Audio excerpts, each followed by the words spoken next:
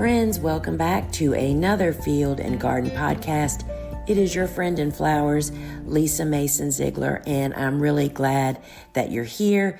If this is your first time, I want to just give you a really warm welcome and to kind of lay the landscape down for you.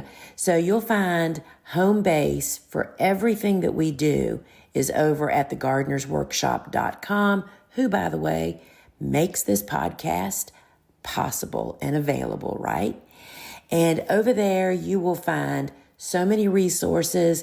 You can connect with our sister podcast, Seed Talk with Lisa and Lane, as well as a fully stocked online library of courses for gardening, flower farming, growing your flower farming business. And we also have a fully stocked garden shop. And in our garden shop, what's so unique is we just stock the same tools, seeds, supplies that you hear me mention and that I use. Plus, of course, my books, and I would love to autograph a book for you. So you can head over to thegardenersworkshop.com to find all of that and to sign up for our farm news, which will keep you in the loop of everything that's going on. So check that out. So today I'm really excited to share this because I'm a big believer in prevention, right? You know, if you just don't go down that road, then you don't have to fix it. And that's what today's podcast is about. It's about the 3 steps or the 3 things that I see people doing that lead straight to failing as a flower farmer. And there's a lot of different reasons why that is. And I think some of those will float to the top here as we talk about this. But over the long haul, you know, I've just watched so many potentially great flower farmer business owners just vanish. And I mean, to be honest, that's in the business world. You know, they say that I think like 10% of businesses that get started are still in business at 10 years. I mean, that's amazing. But I find that we probably have a higher loss rate in flower farming because it's kind of easy to fall into it unprepared and then to kind of push the boulder down the road a little bit longer and to really totally exhaust yourself. So most often these failures can be traced back to kind of skipping over some basic pieces of starting a flower farming business. And I'm not saying that you have to do it exactly like everybody else has done, but because in fact, I think that's really impossible, you know, because we all do stuff very, very differently. But there are key steps to follow and avoid that stack the deck for you instead of against you, right? To follow the steps that those that have gone ahead of you that are succeeding. And so that's what I'm going to just highlight 3 of these. There's more, but we won't go down all of those. So I want to start out with one that I will say that I did not practice number 1. I did do the opposite and I suffered. And if it hadn't been for my husband, I'd have never made it back. So let's talk about it. Number 1, the number 1 step to fail is to start your business on credit, meaning using credit cards. And I hadn't planned on talking about this, but I'm just going to add it in. I will tell you that I did use credit when I first started flower farming in 1998, which was a big reason of, you know, me quitting a few times and almost not coming back. But with the help of a supportive entrepreneurial spouse, and also because y'all have to remember back when I started flower farming, we barely had the internet. There weren't so many shiny objects for me to actually chase. So it wasn't quite as, oh my goodness, significant as some of the folks that I have spoken to today that have gone down that rabbit hole. But this is my take on it now as a mature business person and those people that I see succeeding more and having more peace along the journey. And it's like, why start your business being behind? And that's what starting with credit actually leads to. And this fuels a lot of fires that take so many potential future great business people out. I mean, because it's like a foxhole. You fall in and may never, ever come out. And before I highlight a few of the blunders that this can lead to, you have to know that starting a flower farm with a little honey pot of cash is within reach of anyone that wants to start a business. And so the number one question I always get, well, how much cash is that? You know, I propose and have proven that with $3,000 and a plan to roll out a flower farm to make a quick cash return is totally doable. You know, I will just say, because we're not talking about that today, it's called putting on blinders, y'all. It means stay out of the online bulb and perennial websites for now. Put your head down and do this work. I don't want to see you inside one of those websites, right? At this point in your business career. So that's enough on that subject. But I wanted to say to that person that thinks that, well, how do you do it then? There are ways to do it, friends. So starting a business is hard enough and has enough concerns and stresses to not have to face that added pressure of having payments and interest stacking, y'all. And does it stack quickly or what? If you've ever had the joy of experiencing compounded interest on a high yielding savings account, it's like the best feeling ever, right? You don't do anything, but that money just is over there snowballing, right? Well, all you have to do is to pledge to not touch it, and it just gets fatter and sweeter as time passes on. Well, friend, owing money on a business startup fund, which I believe is not necessary, is like standing in front of an 18-wheeler heading straight for you. It's not necessary. And that interest will stack and you owe more and more. It's just a foxhole you just don't even want to go down. And it also, one of the things that I think is most morsel that sucks us in is it is so easy to overspend when you're using credit, because it's like you have credit, right? You just hit the button and buy more and more. And what I really see so clearly now is that it's on stuff that we don't even know if we need yet, because we haven't even started the business yet. We aren't in it and doing it, right? So it's just so easy to spend money on stuff that we're just not even so sure that we actually need it or not, right? So I'm often, a great example of this is I am often asked what type of tractor I think that this person will need for a flower farm. And this is folks that are asking that haven't even grown, they aren't even growing and selling yet, right? I mean, I'm not saying you can't have a dream, but you are not wasting energy and time, and heaven forbid credit, on thinking about buying a tractor before you are even growing and selling flowers. I didn't invest in a tractor until 2012. And I started my business in 1998. So what is that, 14 years? You don't know if you will even need a tractor or which type fits what you're doing until you're actually in the job. I mean, the worst thing that can happen is somebody can jump the gun. And I will say that this happens frequently.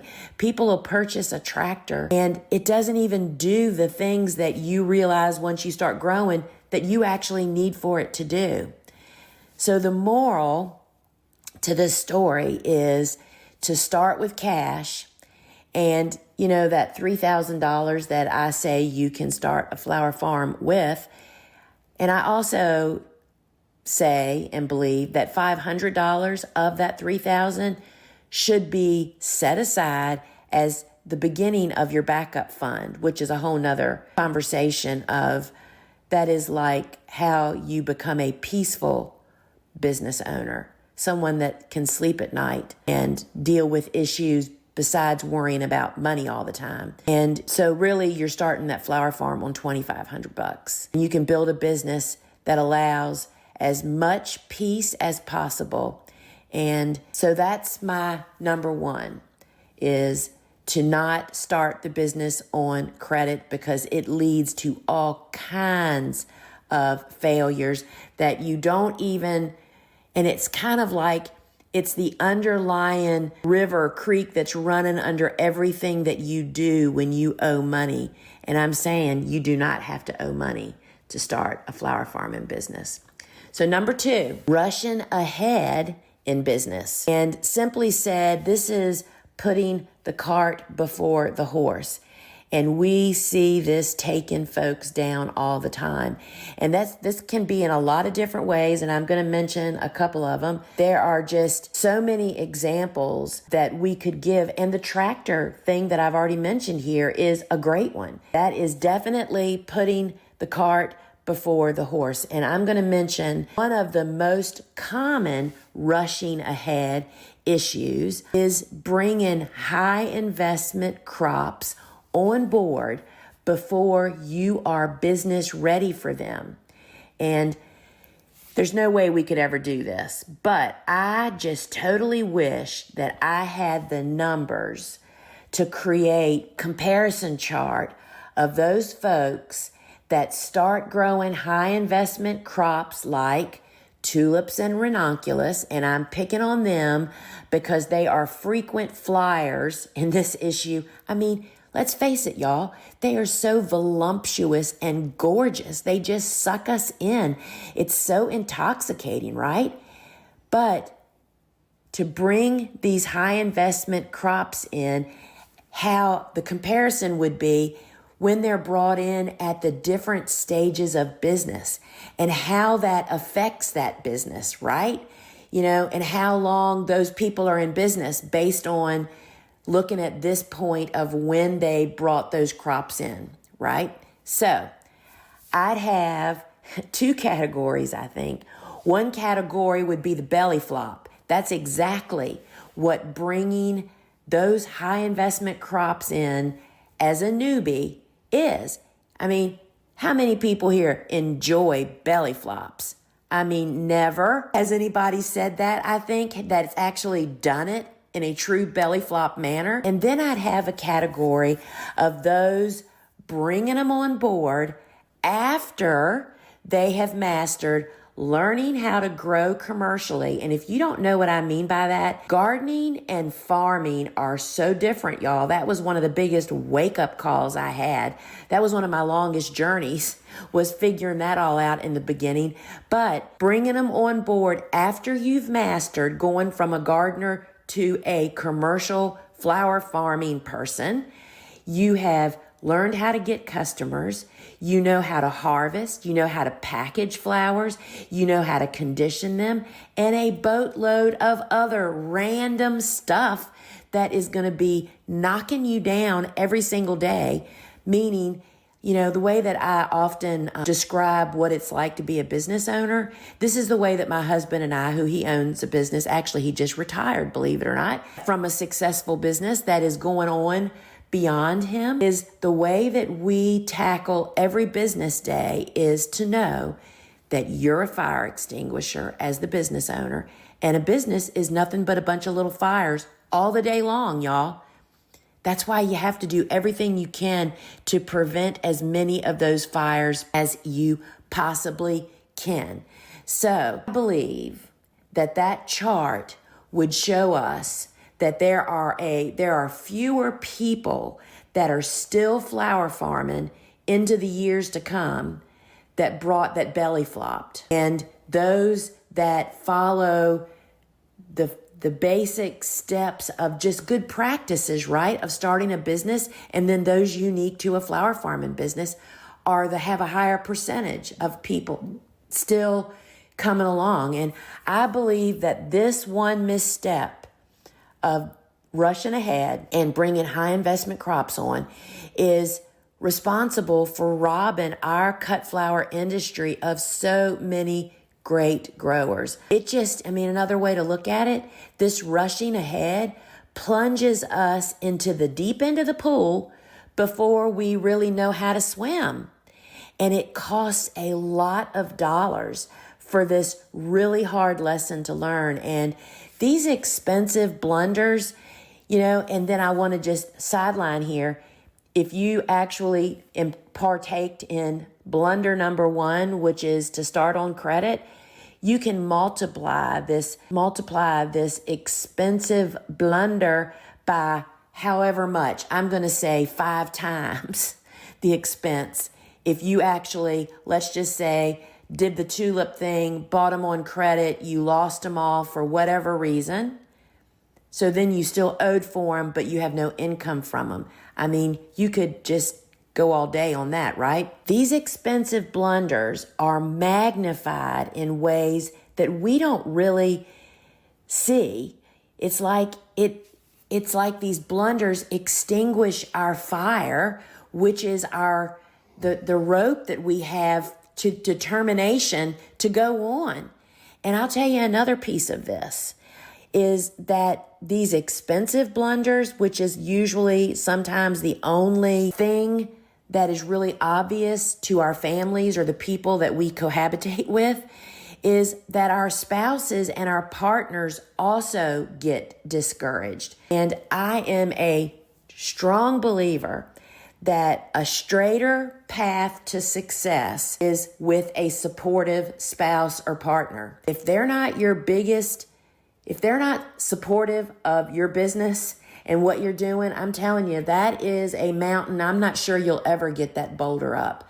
But you can take a supportive spouse and drag them through the mud with you as you rush ahead and bring on, one example is bringing on high value crops. That's just a really painful one to learn, right? You keep spending money and you don't ever make any. That you can take that supportive spouse or partner and extinguish their fire.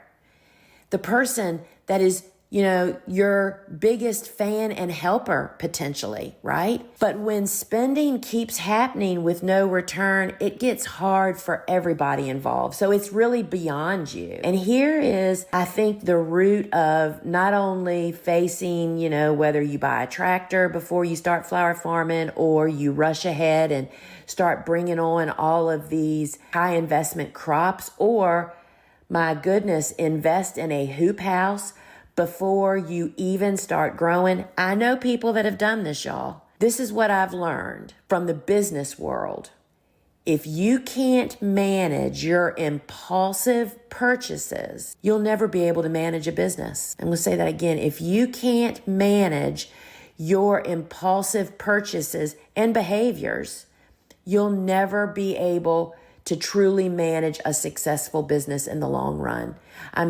If you can constantly making these blunders, then you have more determination than I do.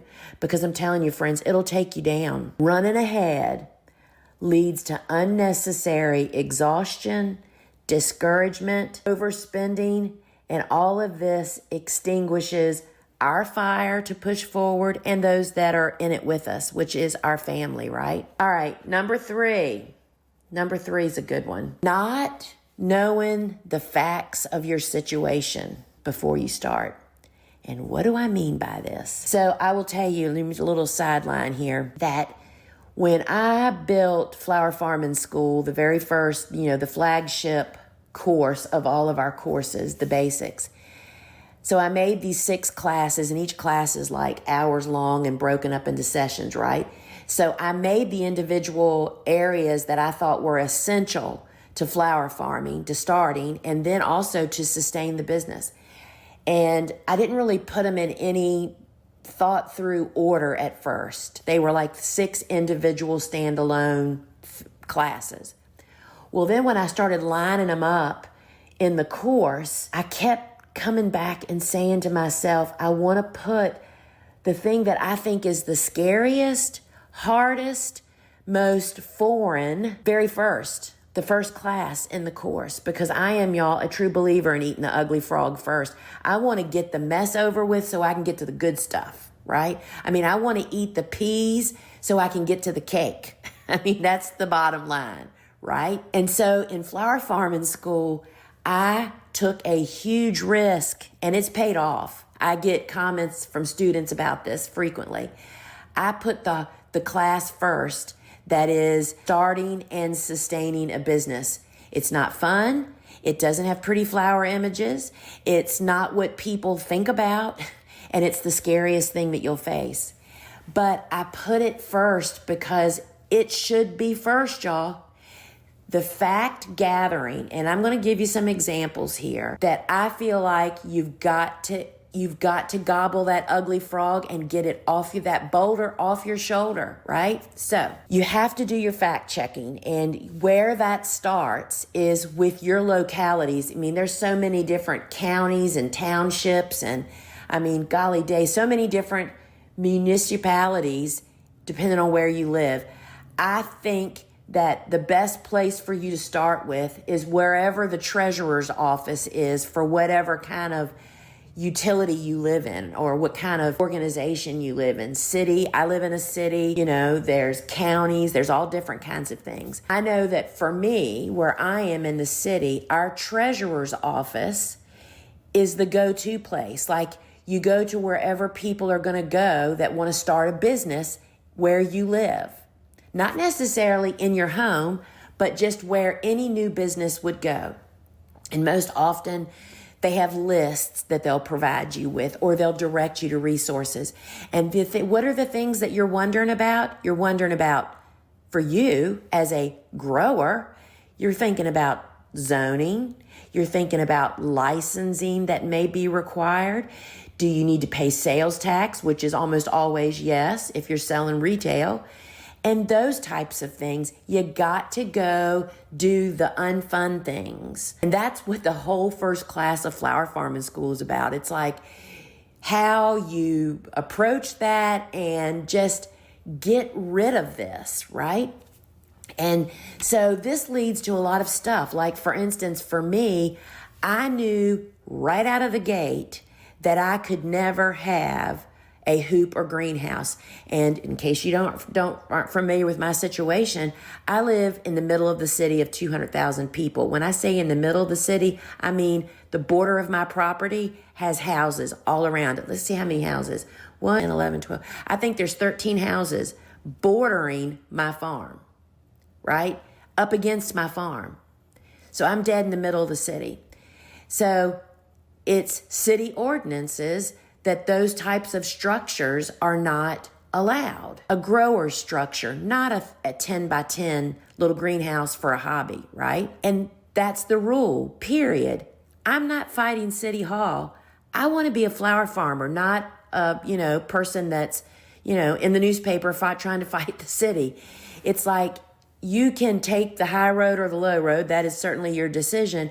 But molding and making your business fit the situation and you're in is one fire that I decided I never wanted to have to put out, so I never started that fire, y'all. All right? So I found a workaround, and the proof is that I have made lemonade out of lemons. And what does that mean? As far as a hoop house goes, I was forced to learn how to become a stellar grower, growing crops outdoors in a garden. And you know what else that led to? That led to higher margins, low investment with a higher return. What a sweet deal that lemon led to, right? But I'd have never known that if I hadn't started out with the facts. I created my business model around this. And another thing that I was aware of from the get-go is that I could never have what we call in the business a farm stand. That is, you put out an unmanned, or even some people have manned, meaning a person's out there. You have a salesperson or yourself out there selling them. I could never have a farm stand in my front yard.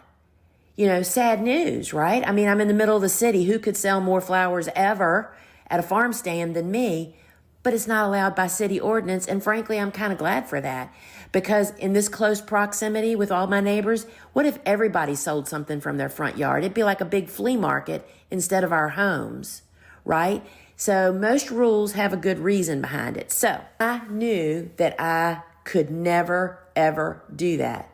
So do you know what I did? I dreamed up and molded this amazing, highly successful, members-only flower farm market that totally lands me within the city ordinances and has become a big part of my business. And that members-only market is a really key piece that is really strategic in the fact that it can be tweaked to so many models, y'all. It's really absolutely amazing, but it would have never been born had I not learned the facts and aligned my business for that. And I want to tell you, I'm going to wrap this up with a little story that I was aware of, and it is of a gal that launched her farm. She grew vegetables and flowers, and she was crushing it. She, of course, didn't do any of the things that we just talked about. She just started growing. You know, she had kind of like 4 or 5 acres, and she was in a township somewhere, and she started growing vegetables and had flowers on the side. She had some animals. She was selling eggs, and she was crushing it until they knocked on her door one day and told her not only was she not zoned for that, she hadn't been paying sales tax. And it was a very, very painful, tragic journey that she took. Because let me tell you, not that I'm recommending that anybody fight City Hall, but I just want to say, if you are going to do that, it's best to open that battle before you've broke the rule, because you're never going to win under these circumstances, right? This is really tragic. And that is a person that then got really bad relations with all of her neighbors because of this battle. I mean, it just spirals out of control. And all of that could have been prevented from ever happening had she known her rules and then created a model that could have gotten around that. You know, friends, the moral is you have to gather the facts first. And that's why I made that starting and sustaining your business the first class in flower farming school, the basics. It's like out of the gate, let's put all that anxiety stuff to rest, put it to bed, and move on, and let's get to the fun stuff. And, you know, friends, I hope that these 3 areas of don't start your business on credit, and to don't run ahead of where you are in your business and start grabbing things that you shouldn't even be involved with yet, and then just not really knowing what you can and can't do. I hope that's really revealed some of the really obvious to me now. You know, isn't that the truth? You get to be 60. I'm actually going to be 64 soon. And you look back over life and it's, oh my gosh, my parents were like right about everything that they said. That's the way I feel about in business. It's like I look back on the way I did things and how I did it, and it's no wonder I made those mistakes and wasted tens of thousands of dollars. I'm not kidding, y'all. And it could have all been avoided had I just had some resources. We just really didn't have resources back then. But I hope that this is helping you see these speed bumps and that they can stop you in your tracks before you ever even get started, right? So I'll sign off with these 3 things in my mind. Cash is king. Don't put the cart before the horse, and feather your nest with facts. All right, friends, I hope to see you on the inside at thegardenersworkshop.com, which you'll find home base to Flower Farming School Online, the Flower Farmer Club, a fully stocked online garden shop, and a fully stocked online library of online courses to start, run, and scale your flower farming business. Until we meet again, friends, ciao.